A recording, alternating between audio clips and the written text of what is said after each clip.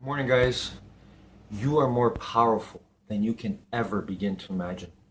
Here's the game changer for me. I want to share with you. When I made the decision, the determination, the choice to take everything that has happened in my life, all the failures, all the mistakes, things I don't like, things I got angry about, things that I knew I could change, when I took all that negative energy, stored it up inside, and you can do this too, and made the decision to now transform it into the most beautiful light I can be, it changed everything. And now I'm on this path to infinite mind wealth that I want to share with you openly and honestly. You have that same power, but you got to find it within you. You got to make the determination within you. Have a great day, everybody.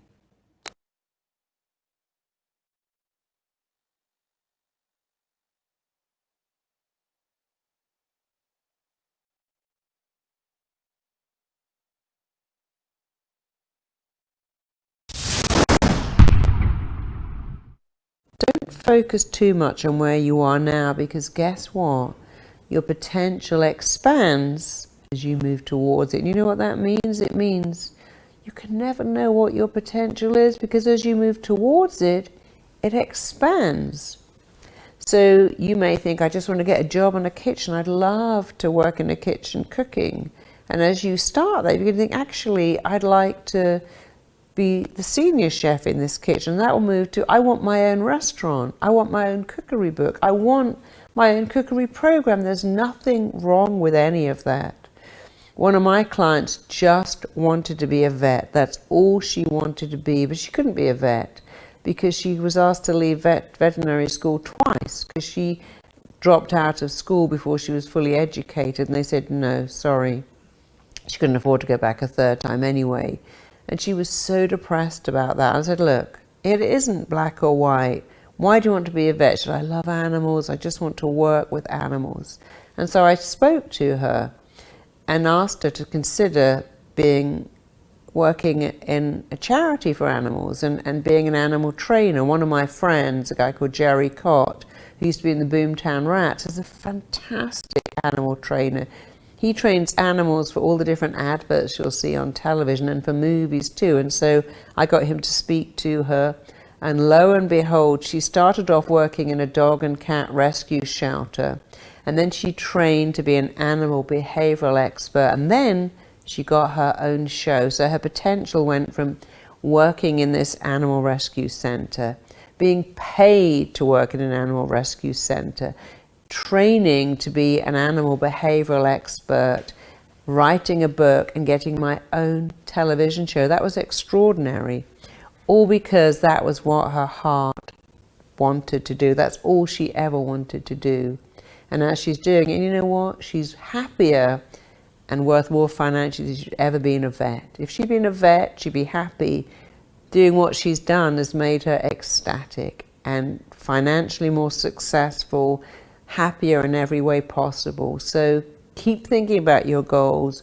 Use that mood board, and remember, your potential expands as you move towards it. Where you are now, it doesn't matter. You have no idea what your potential is, because it's going to move as you move towards it. Stop focusing on 10-year goals and worry about what's in front of you right now. I think people spend too much time worrying about their life plan, about their 5-year goals or 10-year goals. Think about where you were 10 years ago. Who were you? What were your goals? What did you think was possible 10 years ago? I'm 40. How old am I, Nina? 41? Am I 41? I'm 42 soon. Wow. So 42. When I was 32, did I predict that I'd be here? No. Think about where you were 10 years ago. Could you, with any degree of confidence, say, this is where I'm going to be in 10 years and this is what ended up happening? There's no way. Like, you from 10 years ago has no idea what you're capable of. And that's the point. Like, if you're growing, if you're learning, if you're improving, if you're getting better, then you have no idea what you're capable of doing in a 10-year window. You just don't. All you can do is a best guess. If you're going to project forward 10 years, it's a best guess of where you're at right now. And it can still be a useful exercise. to come up with a list of ideas and goals of where you want to be in 5 years or 10 years can still be a useful exercise for where you are right now. The challenge with it, and why I'm not a huge fan of it, is because it often then leads to you locking yourself in. Because if you are growing and you're learning and you're improving and you're getting better, you're watching videos like this, you care about, improving yourself, then you honestly should jump off your 10-year goals 2 years in, 16 months in, maybe 3 months in, because you've learned something new. And now this is a better path for you. If you can, with precision, hit your 10-year goals, then I think you're thinking small. You're thinking small. You're living a boxed-in life. You're at a very boring job, and you know the path up, and that's where you're going to be in 10 years. I think if you love your life and you're learning and you're growing, you have no idea what you're capable of in a 10-year window. Okay, so if 10-year goals aren't the answer, then what's the answer? How do I get some kind of direction and clarity for what I should do with my life? Well, I divide into two things. One is you've got your purpose, and then you've got what's in front of you. So the purpose is something that will never change. I believe your purpose comes from your pain. So two of the most important exercises you can ever do is to figure out your who and your why. And I go through this in Built to Serve, my book. But your who is your single most important core value. Mine is believe. Figure out what yours is. That gives you clarity for the rest of your life.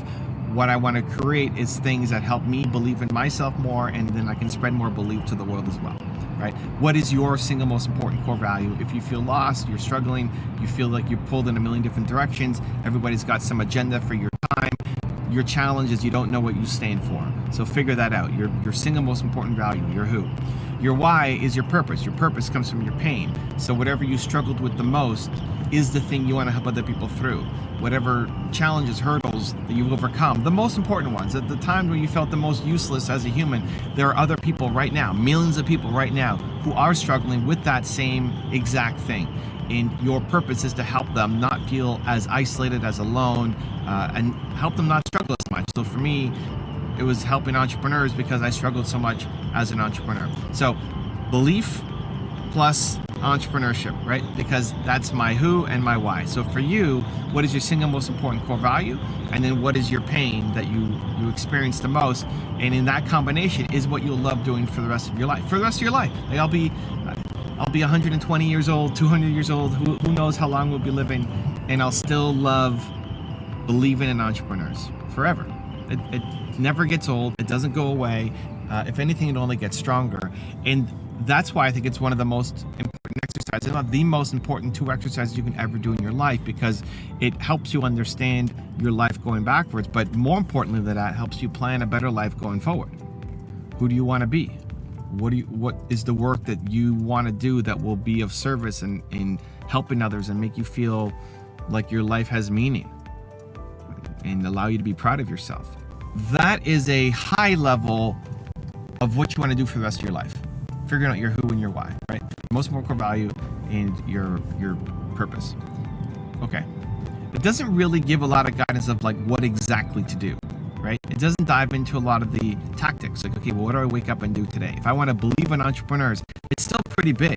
It's still a pretty wide purpose, a pretty wide mission. What do I actually want to do today? Well, that's where you connect to whatever's in front of you right now. What are you most attached to? What are you most emotional about? What is your heart telling you to go off and do?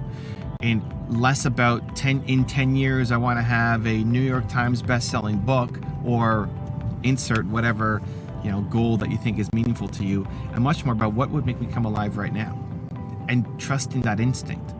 So right now it's making YouTube videos. So we're in the car, we're on the way to Costco. He's got some stuff to buy, and I'm making videos because I feel like this matters, because it's going to reach somebody. Because not just all my videos, but this video right now, this one specifically, maybe for you, this is the moment where things shift and change. Maybe this is the one that gives you the permission to go and do something bigger. Maybe it gives you the confidence or the courage to say yes to that idea that you've got in the back of your mind that you've been delaying a little bit too long on, procrastinating a little bit too long on, fearful that it won't work out.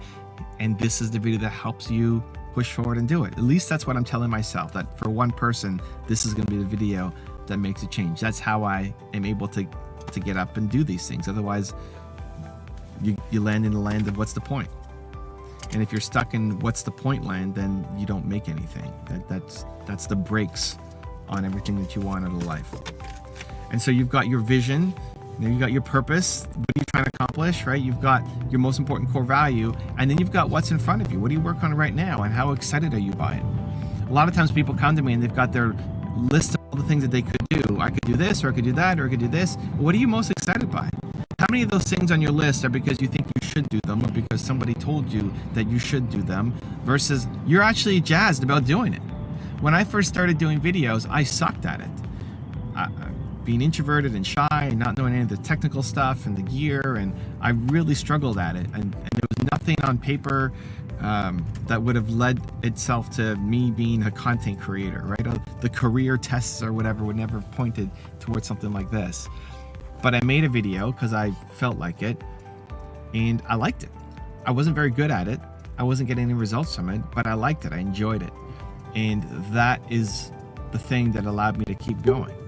So out of all the things that are on your list or ideas, what do you feel most attached to? What are you most energetic by? What would get you going, that it doesn't feel like work to show up and do these things, but it's actually fun? The process, not just the result of helping somebody, but the actual process of doing the work feels good to you. It's exciting to you. What is that thing? And then go do it. And if you can match those two things, setting goals is relatively easy. Saying you want to have a New York Times best-selling book in the next 10 years, it's an easy goal to pick. The problem with it is that you're not emotionally connected to it enough. It doesn't mean enough to you. What does that actually mean? And it's still set by a person who's not capable of thinking on the 10-year horizon, because you're going to be a different person 10 years from now. You'll still have the same core values, but you're going to be stronger. You're going to know more. You're going to have a lot more experience. The world will be different. The opportunities will be completely different.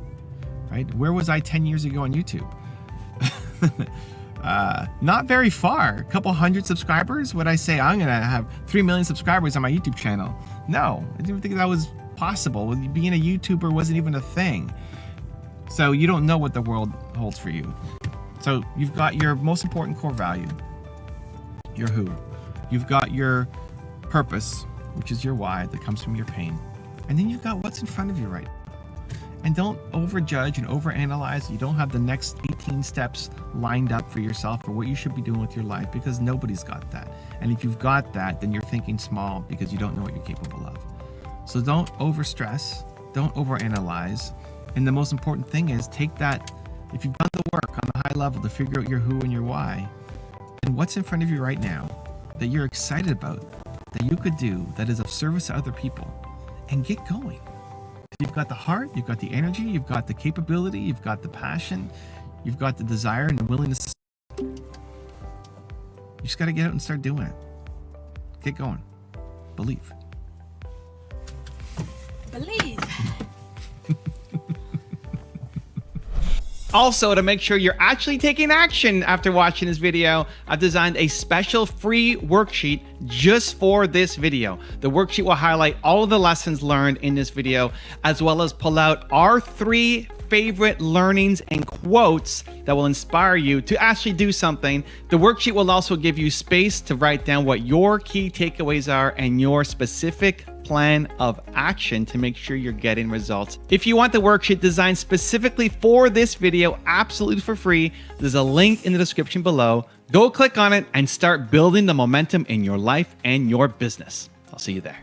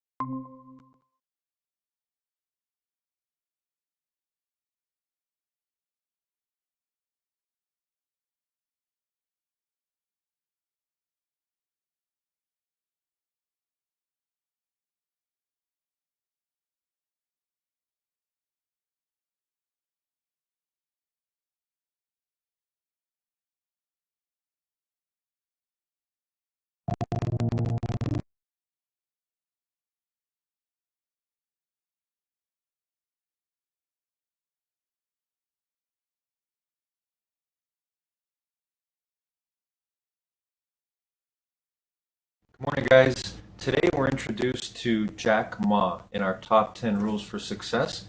And his introductory cover there, I love his quote, what he says. He says, "The secret code for everyone is to keep your dream alive because you never know when it might come true." I love this. This is what we are meant to do. We are meant to dream. We are meant to be larger than our physical limitations. We've got that stored energy inside that is yearning, crying for more. We have that ability to take what we don't like, what we want more of, and slowly but surely work towards it. So here's Jack Ma, who has proven, even in a country like China, where entrepreneurship wasn't what it was today, and he's one of the ones that has started that path, and he's inspired so many. So hopefully this inspires you. Have a great day, everybody.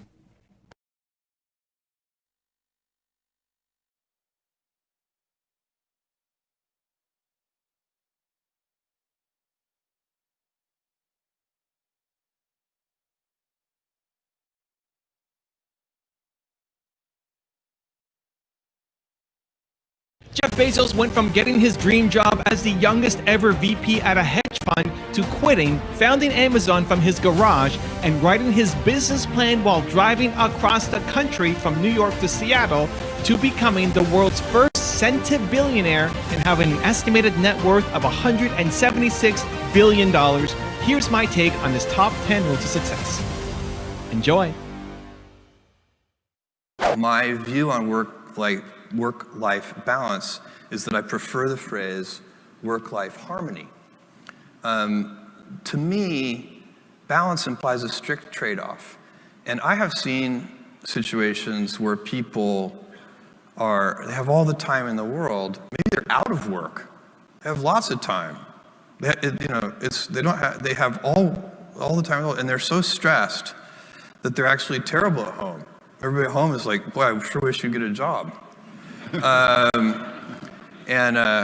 My sister-in-law says, for better, for worse, but not for lunch.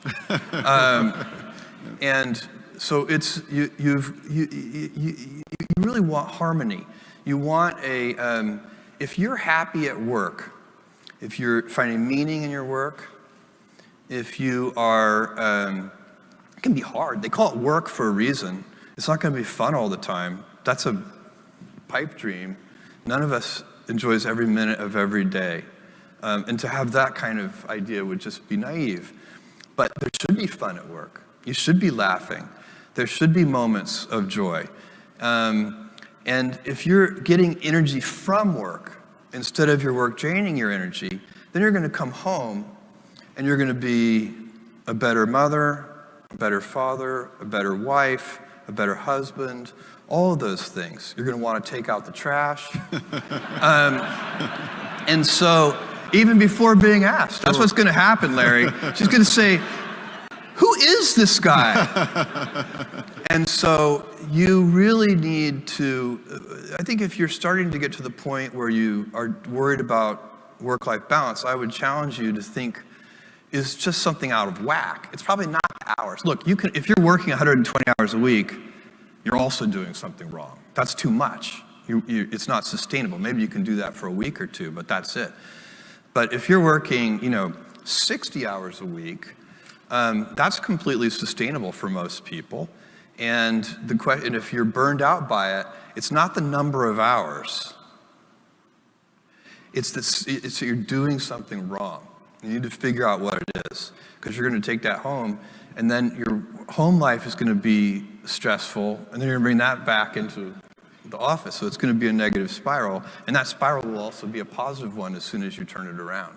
Rule number 2, follow your passions. I think to some degree, you follow your passions and then you have to hope the wave catches you. I was always interested in computers. I was always interested in software. I was always a big reader. And so it wasn't, which made me alert to things like the internet and the possibility that you could build a bookstore online that would have universal selection. And that was really the founding idea of Amazon. And so I think everybody has their own passion, their own thing that they're interested in. And then you're very alert to the things that are in the sphere of influence of that passion. So your passion has led you to change the world, frankly, with Amazon. But yet you've got Blue Origin, you've got Bezos Explorations. Why can't someone like you just rest on your laurels? Go play golf. Well, I love what I do. I also have 4 kids. I have a wife that I love. I have a lot of passions and interests. But one of them is, at Amazon, the rate of change is so high, and I love that. I love the pace of change. I love the fact that I get to work with these big smart teams. The people I work with are so smart, and they're self-selected for loving to invent on behalf of customers. And so, it's not. Do I love every moment of every day? No, that's why they call it work.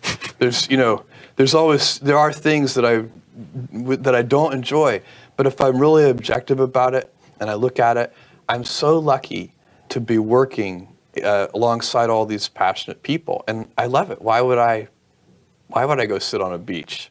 Rule number 3, avoid having regrets. I did do a lot of soul searching. I went to my boss at the time, and I really liked my job. And I told my boss I was going to go do this thing, start an internet bookstore. And my wife I'd already told my wife, and she's like, great, let's go. And I said to my boss I was going to do this. He's like, this is a good idea. He said, I think this is a good idea, but it would be an even better idea for somebody who didn't already have a good job. And that sort of made some logical sense to me, and he convinced me to think about it for a couple of days. So I went away, and I was really trying to get my head around how to think about this. And I think, for me, the right way to make that kind of very personal decision, because those decisions are personal. They're not like data-driven business decisions. They are, what does your heart say? And for me, the best way to think about it was to project myself forward to age 80 and say, look, when I'm 80 years old, I want to have minimized the number of regrets that I have. I don't want to be 80 years old in a quiet moment of reflection, thinking back over my life and cataloging a bunch of major regrets. And I think that regrets, our biggest regrets, in most cases, you can murder somebody, okay, you'd regret that. But in most cases, our biggest regrets turn out to be acts of omission. It's paths not taken, and they haunt us. We wonder, what would have happened? I loved that person, and I never told them.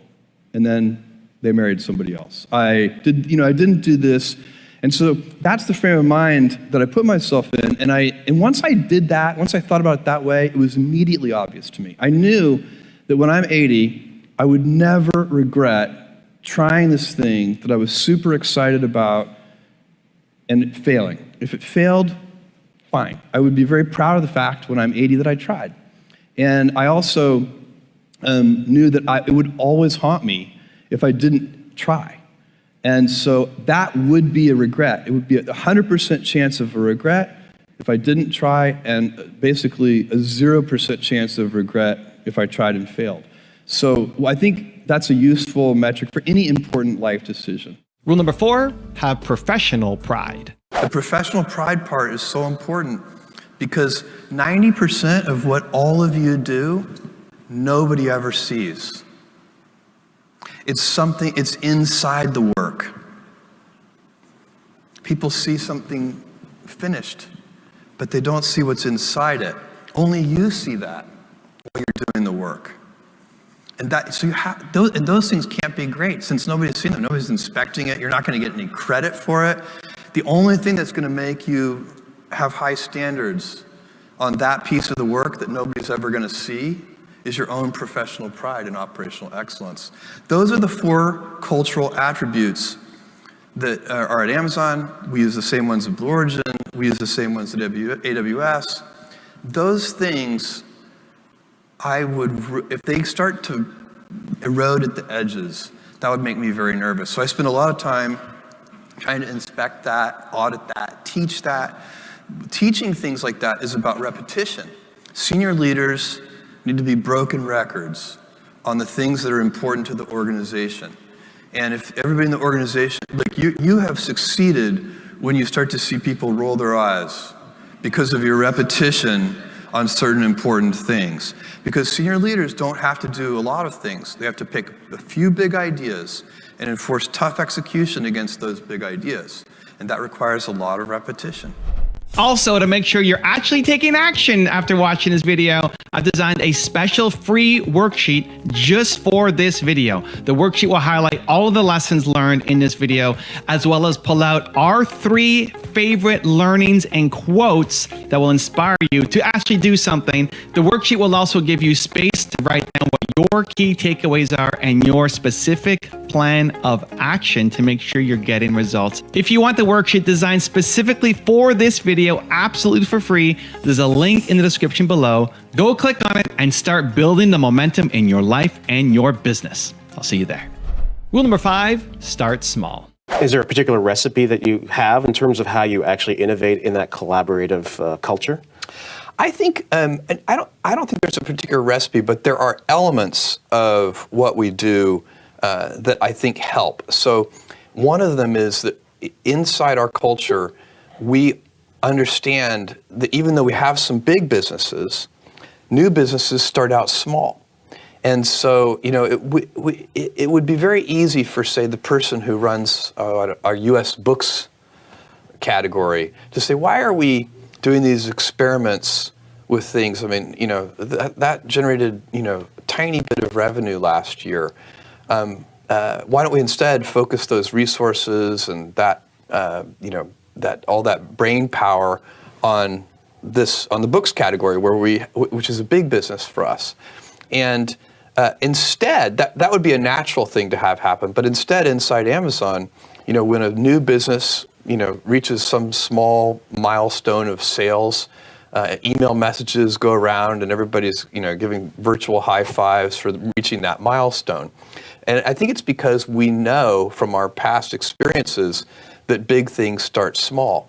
You know, the biggest oak starts from an acorn, and you've got to recognize, if you want to do anything new, you've got to be willing to let that acorn grow into a little sapling and then finally into a small tree, and maybe one day it'll be a big business on its own. And in fact, that's one of the mottos for one of your initiatives, and forgive my pronunciation of Latin, but gradatim ferociter. What does that mean to you? Well, it means step by step ferociously, and it's the motto for Blue Origin. Basically, you can't skip steps. You have to put one foot in front of the other. Things take time. There are no shortcuts. And but you want to do those steps with, you know, passion and ferocity. Rule number 6, have a beginner's mind. One of the great paradoxes of inventing at a high level is that you need to be an expert in your domain area and you need to have a beginner's mind. You absolutely need both of those things. The world is too complex to actually just be a beginner. So, you know, I can't, no matter how inventive I am, I can't go invent a new kind of brain surgery. You have to be a neurosurgeon. You have to already know all there is to know about brain surgery and then take it to the next level. The problem is, for many people, by the time they become true experts, they've lost that ability to see things in a fresh way. They've lost the beginner's mind. And so that's another thing, you always need to be stepping back and saying, if I'm an expert in launch vehicles or whatever it is, I need to step back and say, okay, if I were looking at this for the first time, what would I be seeing and noticing? These are just some of the things you need to do to be innovative. Rule number 7, this isn't 7. Rule number 7, deal with failure. That was a good one. Let's talk about failures. I know Amazon has had its share of failures. In fact, I remember having been part of some of them at Amazon. I'm curious to know, how do you think about failure, and how should we deal with failure when we see it? Well, Amazon is the best place in the world to fail.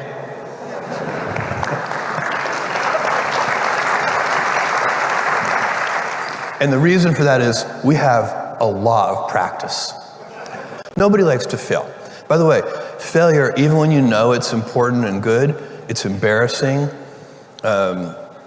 It doesn't feel good. We're all human. We had a good idea. We thought it was a good idea, and nobody came to the party. That happens.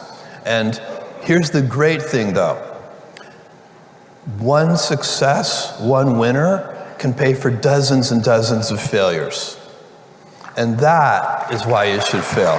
Rule number 8, be clear and honest. I've never seen you panic. You stay the course and you sort of stick to your script. How do you do that? And how do you advise us to sort of internalize that as well as a strategy? Well, I think that if you're straightforward and clear about the way that you're going to operate, then you can operate in whatever way you choose. And we don't even take a position on whether our way is the right way. We just claim it's our way. But Warren Buffett has a great saying along these lines. He says, you can hold a ballet and that can be successful. And you can hold a rock concert and that can be successful. Just don't hold a ballet and advertise it as a rock concert. Rule number 9, think long term. I know you have many interests outside of Amazon. Tell me about the 10,000-year clock. Well, I'm building a clock, a big clock. It's a kind of a monumental scale. It's inside a mountain in West Texas. It's the invention of a brilliant guy named Danny Hillis, had been thinking about it for a long time. And it's a symbol for long-term thinking. It's a clock that, you kind of think of it, sort of ticks once a day and, dongs once a century, and the cuckoo comes out once a millennium, that sort of thing. So and it keeps time. It's a completely mechanical clock. It's powered by thermal night-day cycles. It's a very sophisticated piece of mechanical machinery, and everything is tested to last 10,000 years. It keeps time for that long. And there's a lot of stuff to think through because it's synchronized at solar noon, and there could be, in 10,000 years, it turns out there could be 3-year periods where you have no sunlight at solar noon. Asteroids hit the Earth and change the axis of rotation of the Earth. We have to account for things like that. And so beyond just the normal precession of the Earth. So it's a very complicated mechanical piece of equipment. But what's the purpose, you would say? This is an odd thing to do, to spend any time on. And I think symbols are really important. Symbols can be very, very valuable. And we have, as a species, become so omnipotent on planet Earth that we're really going to have to start thinking longer term. It can, in a lot of different ways. And you can accomplish so much if you think long term that you can't if you think short term. So if I said to you, I want you to take this mission, I want you to solve world hunger in 5 years, you would rightly just turn down that mission. You would say, that's not possible, why would you even bother trying? But if I said to you, let's solve world hunger in 100 years, now that's actually much more tractable. Now you can think about it and you can say, okay, well, how do we create the preconditions that are necessary to solve world hunger? And so long-term thinking is a huge lever, and I think it gets harder to do as the speed of invention and civilization changes, in part because it sometimes doesn't make sense to think long term if everything is changing so quickly. That's why, kind of taking that back to the customer needs that I was talking about before, you need to find those things that we know as a society that we'll want even 100 years from now, and then make sure that we go about working on those things. And rule number 10, the last one before some very special bonus clips, is have fun. You can hear him coming a mile away. How about the laugh? It's something I've always had. No, it's unique in the family. I embarrass them at movies, The dean of .coms, Jeff Bezos, has billions of reasons to be laughing. Your laugh is a beacon. They know you're coming. That's right. I always tell people, sometimes I get, we'll have a good quarterly conference call or something, and Wall Street will like our quarterly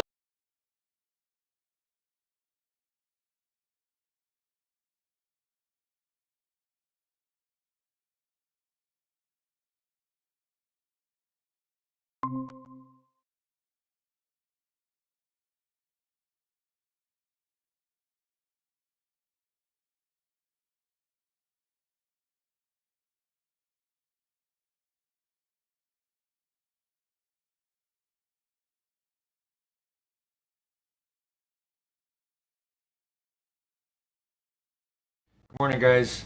Today I want to share a funny story. I'm sure we've all experienced this, and this is in no way intended to judge or make fun of anyone who might have a fear of our little friends of nature, as I call them, spiders. So it's a story that's been inspired by my daughters, my family. Actually, on the weekend, they saw a spider in the washroom, and they always call Daddy to come and get it. And you know, I'm not one to allow any fear of a little thing like that to stop me. So, but I also make sure that I use the cups of freedom, I call them, to set these friends of nature free. Because when you think about it, there's really no threat to you. They're so tiny. But I laugh, and I want to share this with you because here's another example of our mind control. So this little thing that it has no power over you because of the thoughts you have, it affects your fear that you create. So it's just another funny example. Have a great day, everybody.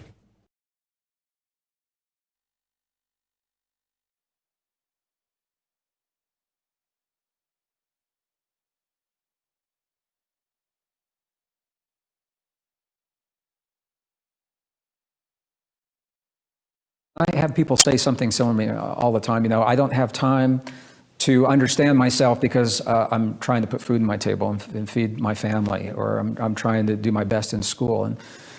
And those, I understand all of that. Here's the thing. We have been conditioned to live in a world through a way of thinking that has served us in the past. And we have to say it served us because you and I are here now, so it worked well enough to get us here. That way of thinking worked in the world the way it used to be. The world just changed, and nobody told us it. There was no special on CNN, you know, or the Discovery Channel. Hey, you know, the world changed. I wish there was. So we've never been given the opportunity to even mourn the passing of the world that no longer exists.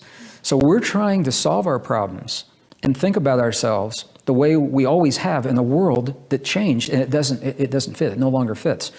So yes, we've got all these little things going on, but what I've found in my own life personally, if I can back up and shift the paradigm, and I'll tell you what I mean by that, but if I can shift the paradigm within which I'm seeing everything, all of a sudden all those little things take on a whole new meaning, and they become a lot less of a problem. They become much easier. The paradigm is this. We have been conditioned, steeped in a story of who we are that is based in separation, competition, and conflict. It began in 1859. And people say to me, Greg, 1859, you know, it was over 100 years ago, 150 years ago, so what? You know, it's a good question. What difference does that make? It's a good question. Here's the answer. The world we live in, the society, the economic system, the corporations, the medical model, the way that we're taught to provide for our families, the way that we are taught to have the most intimate relationships under the roof with the people that we share our homes and even our bed with. I mean, let's just get real. We are taught to interact with humans based upon these ideas of competition, conflict, and separation. And even the most spiritually minded people that say, I've transcended that, when they are in a heated discussion and somebody pushes their buttons, they go to that lowest common denominator often of competition. They will lash out with something really hurtful to defend themselves. It's not their fault. It's deeply ingrained in our subconscious. So not if, because it's already happening, as we back off and embrace the new paradigm of cooperation and mutual aid, that is huge. It is a hugely different way of thinking. It means we live in a world that likes us, where nature is not out to snuff out every good thing that happens to us. It means we don't have to be constantly vigilant in defending ourselves from the world around us. That is a hugely, vastly different way of thinking. And we have an opportunity now to begin with an entire generation of young people who now are steeped in the glamour of war, conflict, and competition to make that shift. What would it look like to have a world where we have an entire generation of young people that know that nature likes them and that we live in a world of cooperation and mutual aid and connection? We're about to find out. We don't have to wait long to find out. So for me, simply backing up out of the minutia momentarily to look at the big picture and to make that shift. And once we make that shift, when you go back into the minutia, everything looks different to me. Need motivation? Watch a Top 10 with Believe Nation. Hey, it's Evan Carmichael, and I make these videos because you are probably the most ambitious person in your circle, but you know you're capable of more, and you get that push by surrounding yourself with the best. So today, let's learn from one of the best, Greg Braden, and my take on his top 10 rules of success. Enjoy. Rule number 2, embrace your own power. When it comes to an affirmation, affirmations can be powerful, and for some people they're not. And a lot of people say, well, you know, if the affirmation is so powerful, how come I'm not experiencing the effect? What scientists tell us is the average human speaks to themselves, consciously or unconsciously. We have thoughts spinning around in our brain, about 60 to 80,000 thoughts per day. Some of those thoughts are the words to the songs, and they are the affirmations. Neuroscientist Andrew Newberg tells us, Newberg is his name, I'm sorry, in his work that a single word has the power to change the genes that create stress or relieve stress in our lives. He's telling us that something within us has the ability to shift to the very core of our expression. So we know that words are powerful. The key to a successful affirmation is that we must communicate with the subconscious part of our mind, number one. Number two, we must communicate in the language that the subconscious recognizes. And this is where, you can say, I had a friend of mine when I was working in the corporations that had affirmations all over his office, all over his computer screen. They were on little Post-it notes in the car we would carpool in. You know, my perfect mate is manifesting for me now. My perfect mate is manifesting for me now. That was his affirmation. And I said, do you say these things? He goes, oh man, I say them about 1 million times a day. I said, do they work for you? He says, nah. You know, these things don't work. And I said, well, why do you think they don't work? And he said, look at me. He says, I'm an engineer. I'm a slob. He said, I wear the same clothes to work 3 out of 5 days during the week, you know, and the bottom line, by the time he finished describing himself to me, even he didn't believe that he was worthy of his perfect mate manifesting for him now. So he was saying the words, but he was not, there was the underlying emotion. And what he was actually feeding into his system was counter to what those words were saying. So it's not enough to say the words. When we go into our most ancient and cherished spiritual traditions, those words are what become the prayers.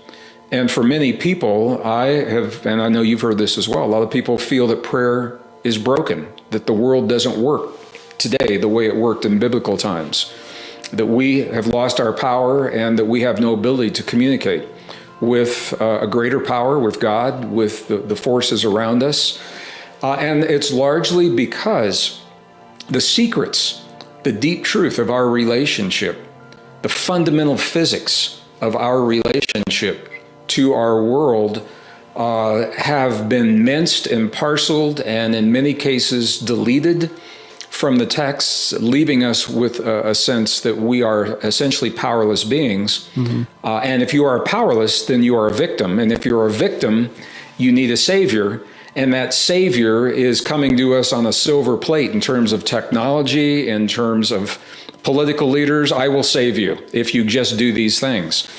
And this is why I say I think one of the most powerful acts and the most radical act we can do is to think for ourselves, original thinking based upon the deep truth of our relationship to our bodies and the earth, not based upon the false assumptions of obsolete science that permeate our academic world right now. It's one of the reasons I left academia. It's one of the reasons many of my colleagues who are in this genre, who are very well-respected scientists, have left academia because they were not allowed to share with students and in their writings and their papers what they had found in their research that reflects a very different reality. So for me, it's good news. It's a beautiful message of hope and possibility as a sovereign biological being. For a system that's based on centralized power and control, it's probably the worst news they could imagine, because it means we don't need the centralized power and control. I think ultimately we're all better off by embracing our own power, because it frees us from the fear of a changing world. And we all know my world is changing, your world is changing. Nor is it ever. Faster than we can document it in our classrooms and textbooks. But the change isn't necessarily bad until we compare it to what we've known in the past, and this is where the fear comes in. So the new discoveries helping us to understand we are part of rather than separate from our world. And this is where the affirmations come in. So I was at the CERN superconducting supercollider in Geneva, Switzerland, where the physics experiments that are revealing what happened moments after our universe began. They recreate the beginning of our universe, and then they're able to document what happened then to create the laws of physics that we are experiencing, that we're living under right now. And what they announced in 2012 is that there is in fact a field, an intelligent field of energy, it's a subtle energy that underlies all of creation. Before then, it was a metaphor, or a lot of people felt like it was a new age concept. We are all one, everything is connected.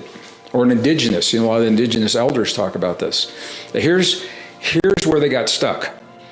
And I've gone to scientific conferences where they'll take their hands and they'll say, oh yeah, that's no longer controversial. There is a field, there's a field out there that connects all things. And their hands go like this. There's a field out there that connects all things, because subconsciously they're still saying we're separate from that field. Right. But here's what the science is showing us, and this was a game changer for me. Just a mind blower, that every atom in every molecule and every cell of our bodies in this very instant, so it's not like it's about to happen, it's happening right now. Every atom is constantly emerging and collapsing into that field. And what that says to us is that we are the field. It's not the fields out there. We literally are wrinkles. We are disturbances in this field, this body that is held in place by a conscious awareness as long as I'm breathing on this earth. I am a disturbance. I'm a localized wrinkle in that field. And what that means is that if I want to bring about change in my world, I don't have to force a change out there. I become that change. And as I have become that change, the field is now reflecting what it is because I'm part of the field. So it's a subtle, but it's a very powerful way, a very different way of thinking. You're not imposing change on the world around you. You are becoming the change. So you're becoming the abundance. You're becoming the love, the gratitude, the care, the healing. You're becoming those things, and that is very different. We're conditioned to ask for them, plead for them, because we're led to feel powerless in our lives, when in fact there are modalities of ancient prayer that were edited from the religious texts in the 4th century by the church. They took out the information helping us to understand this deep relationship, leaving us powerless. And affirmations are essentially a form of prayer, or prayer is a form of affirmation, however you want to look at it, where we are communicating. And I want to be really clear, it's not about control, it's not about manipulation, it's not about imposing our will, it's about participating in the way that this field unfolds and expresses in our lives. And when you really begin to get that shift, it's subtle and it's powerful. It's not making something happen out there. And that means you can't blame what's out there for your experiences. I come from a very dysfunctional, broken family, and I had to make a choice early in life as to whether or not I would, and community, as to whether or not I would allow that to define my experience, to define my existence. Other people around me had the same experience, and they made very different choices. They today continue to blame their environment, their parents, their family, their upbringing for the sad and unfortunate things in their lives, and that's a path. It's not right, wrong, good, or bad, but we have a choice to make another path. And when we begin as a scientist beginning to understand these relationships gave me the reason to think differently. And it also gave me the reason to test in my life if those thoughts are really true or not, what works and what doesn't. Rule number 3, create a better world. What would it mean to have a generation of young people from the moment they begin in school, in kindergarten, from the moment they begin to understand their relationship to the world and the kids around them, to think in terms of cooperation and working together? In other words, what can I offer? What can I give? What can I share? How can I contribute? Which is very different from what we're led to believe of what can I get? What's in it for me? How do I benefit? All right. And we are all steeped in this story. So our economic model that's struggling is based in the false assumptions of competition and conflict. Our corporate model is based in everything. Everything. So it's up for us right now. So this right now, we're living this rare convergence of the cycles that have changed the world as we have known it. And the new world that's emerging, the struggle and the suffering comes from us trying to embrace that world through the old thinking of false assumptions of an obsolete science. Now, we've asked science to tell us who we are. And science has done a really good job. There are a lot of scientists that don't like the answer. Yeah. Science has been hijacked by corporations. They cherry pick the data. By politics, they cherry pick the data. Climate change is a perfect example of how that's happening. Science has been hijacked by corporations, by politics, by religion, and by academia for reasons of money and power and ego and habit. And this is where we find ourselves now. And I believe that we're witnessing the breakdown of these old structures, these old ways of thinking, because we're living in a new world. And then I'll stop here. It takes one generation. One generation has to be the generation that lives the old world that is crumbling and also lives the new world that's not quite fully developed yet. So you're living in between these two worlds, and it takes a really strong person or a strong family or a strong community or a strong nation or a strong planet to live in this in-between time without getting lost in the fear of the unknown. Yeah. And this is where the new human story comes in, because the new science is giving us the reasons not to fear. Rule number 4, honor your story. I went to my first rock concert, Jefferson Airplane, the original Jefferson Airplane. And what I saw, Rob, I'd never seen anything like this. I saw this group of people on a stage influence the way that in that venue was about 30,000 people. So they influenced the way that those 30,000 people were feeling in their lives. That group of people had the ability to shift the emotion and the feeling inside of the people that were in that room. And I recognize that, but I also recognize that when the concert was over, when we left, we went outside, that feeling began to wane very quickly, and the people needed something outside of themselves to create that feeling again. In that time, they were vinyl records and cassette tapes.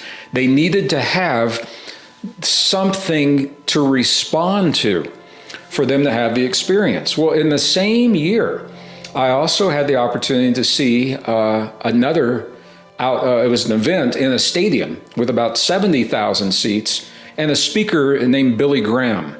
And it was a religious oriented talk. And I have to say, honestly, I wasn't totally into everything that was being said, but what I saw was a stadium of 70,000 people, and they were being moved on a deep level by the words of one man on the pitcher's mound in this outdoor stadium. It was at the Kansas City Athletic Stadium, the A's Stadium in Kansas City, Missouri. But here's the difference. When we left, they did not need something outside of themselves to maintain that feeling because his words had changed the way they felt about themselves and their relationship to the cosmos, to God, to one another, to the earth, to their communities. And it stayed with them because they were changed in the presence of his words. And I recognized both those at an early age, and I thought there's got to be a way to combine these two, to the music and the sound. I'm still searching for that. But the science gives us a reason to think differently about ourselves, and it's based on honest, truthful, factual information, if it's good science. And from that, we begin to think of ourselves differently, and we are changed in the presence of new understandings. It all comes down to our story. What we're talking about is our story. It doesn't have to be technical, but our story, our lives literally are based upon our story. We solve our problems, we choose our relationships, we heal our bodies, we choose our politics, we build our society, all based upon the way we've been taught to think about ourselves. And what's happening right now, and I think we all know this, is our story is changing. And there is a battle, Rob. There's a battle for our story. There's a battle for our thoughts, for our beliefs. There's a battle for our very humanness that is unfolding, and it's happening right in front of us. Many people don't recognize it because it is compartmentalized, but it is happening right now on the mainstream of the world stage. So I go back to those experiences as a scientist today through the eyes of what I now know. And I know that the most fundamental act, the most radical act of empowerment that any of us can embrace is to honor the deep truth of our story. Not the story necessarily that we've been coerced into accepting or believing, not the story maybe that came from our family or our religion or our education, academia or our political affiliations, but the true story of our relationship with ourselves, with the world around us, with one another, with the past, with the future, with the cosmos, and if we believe in a higher power. And in the presence of that story, we are changed, and that gives new significance to what's unfolding in our lives. It's a celebration that moves us from the fear into the freedom of self-mastery. And the science is now telling us literally the self-regulation of our own biology.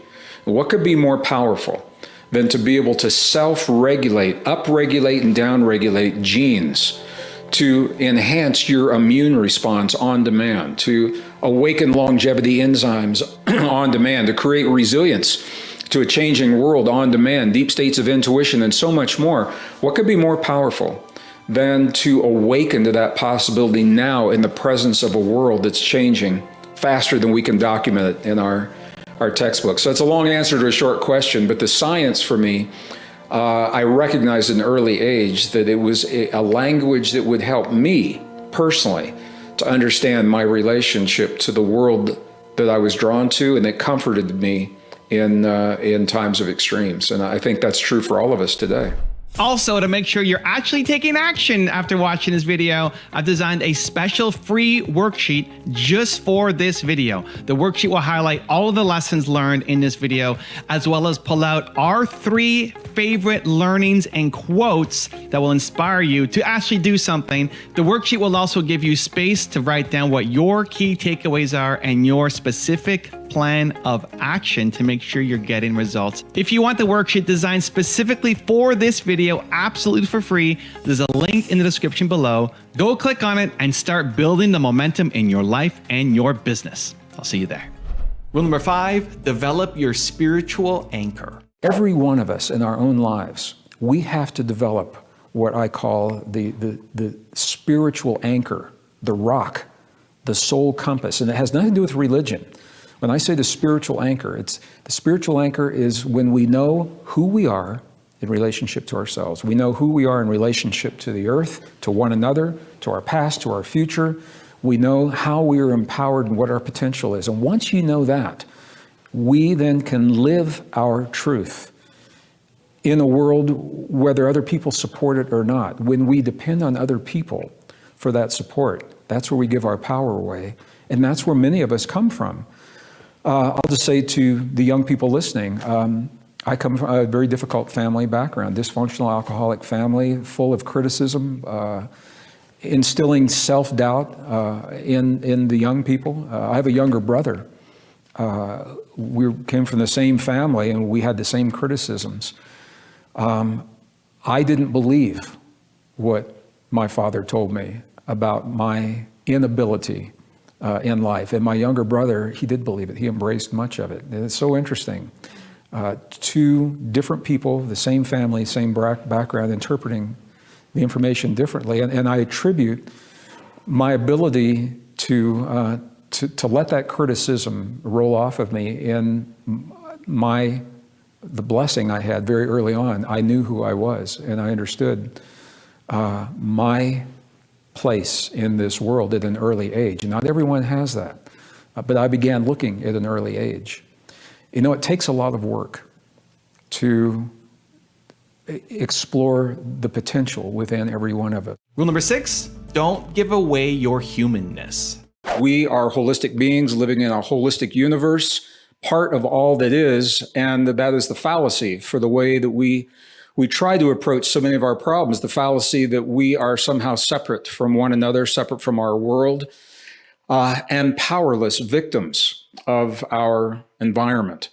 And I think one of the things that's happening right now, Danica, if you're going to have a global pandemic, it's good to have it in the age of the internet, because the internet has allowed us to stay connected, and it's allowed us to access information in ways that we never have in the past.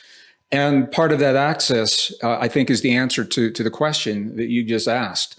So I'm going to begin the answer by simply saying there's a battle that is unfolding in our world right now on multiple levels, right in front of our eyes. We all know there's a battle for our thoughts. That's very obvious. The media is battling to inform and guide the way that we think about ourselves and our relationship to the world, and how we respond to the pandemic and the economy and race and all the other things that are up for us right now. There's that battle. But that battle is based upon a battle for our beliefs. And that battle is playing out in academia. It's playing out with what we teach our kids about who they are and the way that they solve the problems of the world that come to them from the time that they're very young. The battle for our beliefs. Where did we come from? Are we an accident of lucky biology, or is there some intentionality underlying our existence? I mean, that's a huge question. Is the universe dead and unconscious and inert, or is the universe alive and intelligent and connected? That battle is playing out. There's a battle for our bodies, and I think we're all getting that. What does it take to get healthy? What's it take to stay healthy? What do we have to give our babies within moments of when they emerge from the womb? When they come into this world, we are conditioned to think that they have to have something outside of themselves in order to survive. All those battles are playing out, but I want to tell you, they're all static. They're noise, and they're covering what I believe is the deepest battle of our time. Danica, it's a battle for our very humanness. Our very humanness is on the line right now, because for the first time in recorded human history, we have the technology that can steal our humanness from us in ways that some people aren't even aware of, and other societies and cultures are adopting very, very quickly. And I'm talking about computer chips implanted into the human brain, and chemicals injected into the body, and wires under the skin.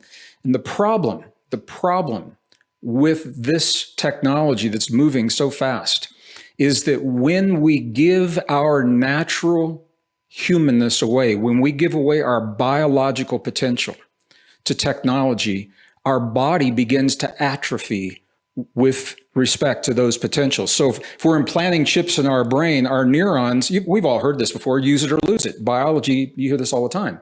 Our neurons begin to think they're not needed anymore, and so they stop producing. In one generation, the next generation, they become an appendage of something that used to be, and we're not using them anymore. And for the first time in 5,000 years of recorded human history, the technology has the power to forever change our species. And the question, and this, I'm laying the foundation to answer the question that you asked. The question is, and I would never tell anyone or try to convince or persuade anyone to or not to use the technology, but here's the key. The key is, how much of ourselves do we want to give away to the technology and lose forever? We can't answer that until we know who we are. And that brings us back to the very first question that you asked. And I got to tell you, it's where the scientific discoveries are coming so fast and furious in these obscure technical journals that very few people get to see, but they're based upon peer-reviewed science, and they're writing a new human story. And that new human story is what the COVID pandemic is pushing us to understand. Rule number 7, love yourself. There was a very famous author and prophet early in the 20th century. His name is Khalil Gibran. And I began reading Khalil Gibran when I was 8 years old. In Khalil Gibran, there is one sentence that has been my sole compass. It has been with me. I think of it every day. I apply it in every situation, every relationship, every job, every commitment. What he said is, work is love made visible. It takes a lot of work to know who we are in this world and to demonstrate for ourselves our potential. That is our love made visible. That is us loving ourselves in a way that empowers us to be in this world in a healthy way where we thrive in the presence of all of the changes. So my invitation for any young people is love yourself. And your love made visible is you taking the time to understand your potential and who you really are. The good news is we have that information now. New discoveries, new science, indigenous wisdom married together. I think we owe it to ourselves to bring it all to bear in our lives today. Rule number 8, let go of the old thinking. When the world begins to change, there's a fear. And in that fear, people, communities, societies, governments, nations will try to cling to an image and an idea of the familiar world of the past. Yeah. We can't go back to that world because it doesn't exist. That world is gone. And this is where the suffering comes from, because we're trying to apply the way we've been taught to deal with the past. All right, we're trying to apply that in a new world, but the new world doesn't work like the world of the past. Yeah. So we need new ways of thinking, new ways of living, and it comes down to something very simple, 2 things. The most simple is about love.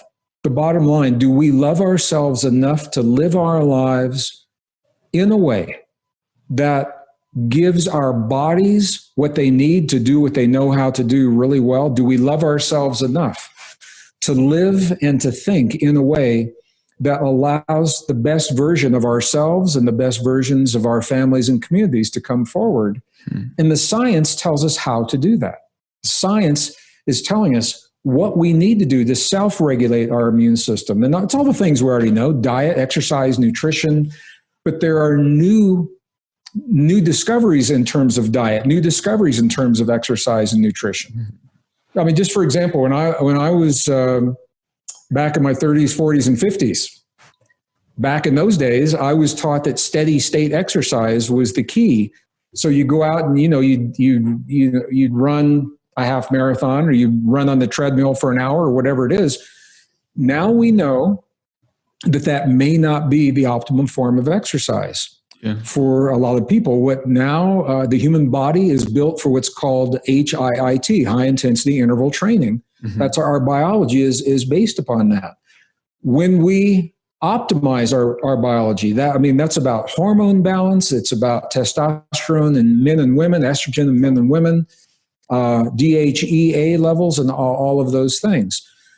We know that we have a new class of stem cells has just been discovered. We used to think that people lose stem cells as they age, and we now know that you can be 100 years old and have access to stem cells. Maybe not as easy, but they didn't disappear. It's how you get to them. And nutrition and movement are keys to doing this. So do we love ourselves enough to give our bodies what they need to do what they are made to do. And when we begin to embrace that mastery, all of a sudden change looks a lot less scary. Yeah. When we become the best versions of ourselves, we fear the outer world, that change, less. We fear one another less. And perhaps most importantly, we fear our own power. We are extraordinarily powerful beings, and we're taught to discount and deny that power. Yeah. And in our powerlessness, this is what's happening in the world right now. There's a lot of hurt in the world for a lot of reasons. We typically are not taught how to heal that hurt.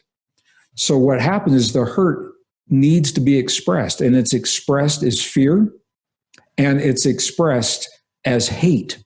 Unresolved hurt becomes the fear and the hate in the world, and we're seeing a world of hurt.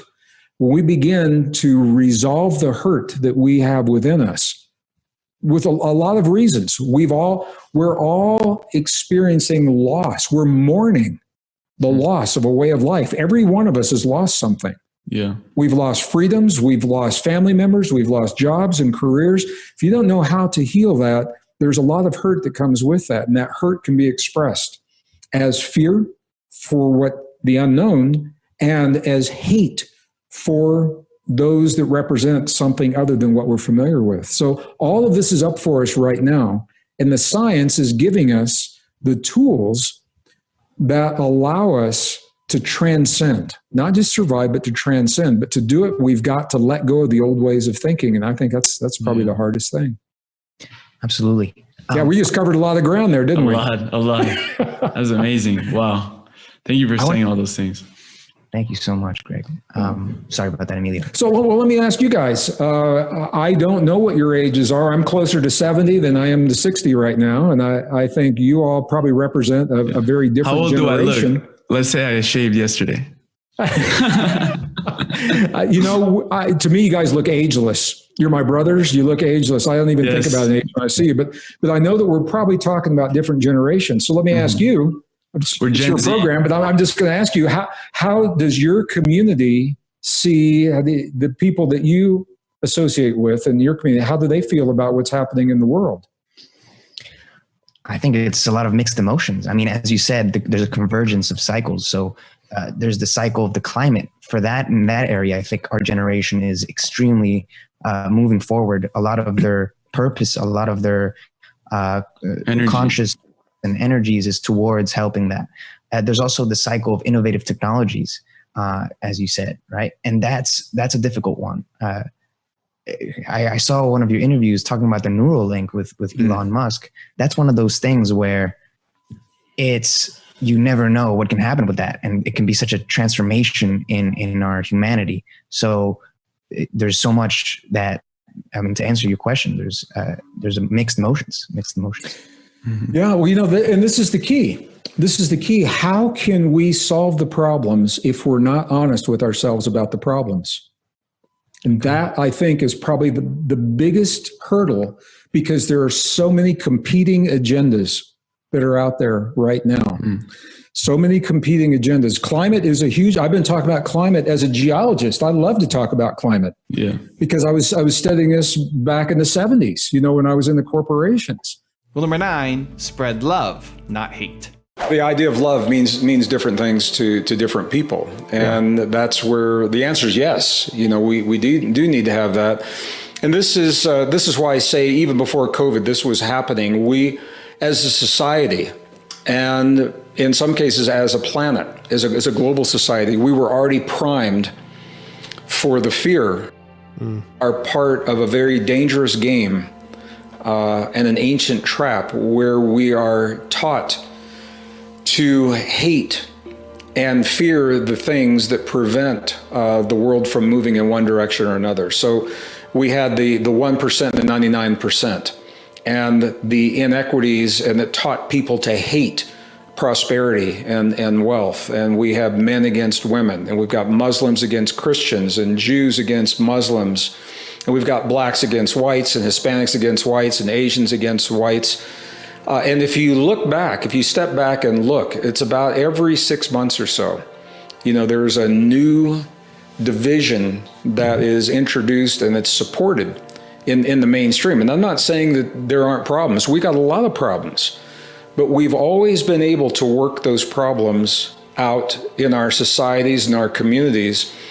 But when people are influenced through media, and there is a lot of influence. I remember when I was a kid, when I went to that Jefferson Airplane concert, back in the old days, we had 3 television stations.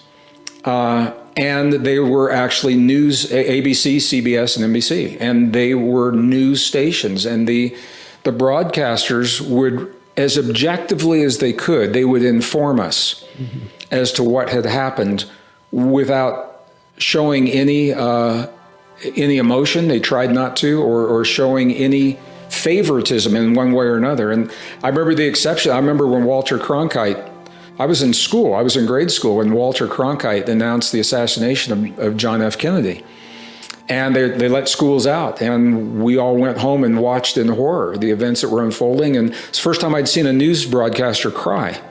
He cried, took off his glasses, and he held his hands in his eyes, and he cried, which was very atypical for a news broadcaster. And we've come so far from that. We don't get news anymore. What we have are opinions. And the opinions are, for whatever reasons, they are dividing us as a nation. But it goes so deep. It's actually dividing us, the very fabric of our families. It's tearing our families apart. I know right now I have friends who I've never had any children. I've never been blessed with children. I think I'd be a good dad. It just never happened. But I have friends that are. And even at the dinner table with their kids in high school and college who get their information from one source in social media, and the parents are getting their information from another source, it's very, very different information, and it clashes so much at the dinner table, some of them cannot even complete the meal. There's so much hurt and so much anger. And what you're saying, Rob, is historically, it's a very old game, and it's being used now because it works. When you can keep people, a population divided, there is no, it's hard to have common shared values and common shared opinions. And this is what's happening to America right now. The very fabric of America is the family unit, the values, the history, the culture is all under attack. And as we give in to that division, what happens is our society becomes ripe for a new way of thinking and a new way of living to sweep in, and it happens before you know it.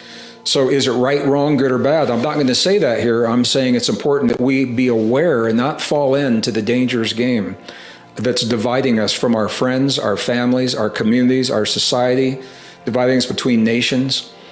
Because at the end of the day, we're just people. And at the end of the day, we all want this. We've heard this. We all want the same things for ourselves and for our children. And we have a pretty good idea of what that is. So it's an awareness. And I think the most fundamental, the most radical act that any of us could do is to do what you've done. Turn off the external noise, that distortion, and think for ourselves. And you look around and ask yourself, are these things really happening? And if they are, make changes where changes need to be made, but do it from a place of kindness rather than from a place of hate. There's so much hurt in our world right now, and we all are hurting, and we're all mourning loss. Every person on this planet has lost something. We've either lost loved ones and friends. I lost my mom to COVID right at the end of the year. So we've all lost. And if people haven't lost loved ones or friends, we have lost a way of life. So there's something, we are all in mourning, whether we recognize it or not. And if we don't have the tools to address that mourning, what happens is our deep hurt is expressed as hate. And you're seeing that hate in the world today. And so this comes back to the beginning of this conversation. And rule number 10, the last one before some very special bonus clips, is be the best version of you. We covered a lot of ground, and for some people, they've heard it before. For some people, it may be new. We're talking about the scientific way of interpreting and understanding what already exists. And whether we're in a simulation or not, whether this is a virtual reality or not, we're here. And we're here learning something. And I think the best that we can do is to be honest, truthful, and factual with ourselves when it comes to who we are and what our potential is, and to take that information to become the best version of ourselves in our lives and create the best world possible. Because we are in this world, and whatever it is that we're here to learn, I think this is the path to the learning. I know so many people, and you probably do as well, who have had such painful lives, Danica, that they will make the search to understand who they are the diversion in their lives. And by diverting from the reality of everyday life, they miss life itself. And I believe that life is here. The beauty of this world, this is such, we take it for granted. The colors and the sky and just water and the way water works and music and our ability to create these vibrations that move our soul. You know, this is what life's all about. So I just want to invite everyone. I think it's good to entertain deeper understandings and to use science as a language, but when it comes right down to it, it's about you and me in everyday life, being the best people we can be, and finding the joy that really makes our soul sing, because I think that's our compass. That's how we know when we're on the right path. I had a colleague once that said change in a big corporation, change in a nation is kind of like a big ship on the ocean. When they want to turn around and go back the direction they came from, they don't turn on a dime. It's a broad, long, sweeping turn that eventually gets them going the other direction. Change is like that. But it is difficult. I have friends in academia that have devoted and dedicated their entire lives, 40, 50 years, to teaching. And what they have said to me, they've said, Greg, if we share this new information, it invalidates our careers, is the feeling. And I said, no. If you share this new information, it actually validates science, because science is designed to be constantly updated. You're showing your students how valid science is because it's not locked into a specific way of thinking. And they say, well, you know, think of how much money it would take to change the textbooks. And I say, well, that's no problem at all because they're all digital. You change it on one computer and it's changed for everyone. And then they say, well, I have to go back and change my notes that I've created for 50 years. And I say, hey, that's your job. You know, that's what you're paid for. So it's a combination of things. But I will say that mainstream academia is very invested in a scientific story that we now know is false. And if we cling to this story, we are teaching our young people a false science. And we're not helping them to solve the problems that we're leaving them and asking them to solve through the same thinking that led to the problem. So I think it behooves us to honor our young people and future generations by sharing the best of what we know to be true. But I want to be really, really clear. It doesn't mean we have to throw out all the old information. I think the way to honor ourselves and our young people is to share everything that we now know to be true. Here's the old story. Here's what we now know. And to show that we don't have all the answers locked up in this nice, tidy, neat way inspires young people, because if the answers are already there, then they just have to memorize them. But if they understand that new answers have yet to be found, then they say, maybe I'm the one that can do that. And that inspires young people to go out there and understand and study and explore. And I think that's what science is all about.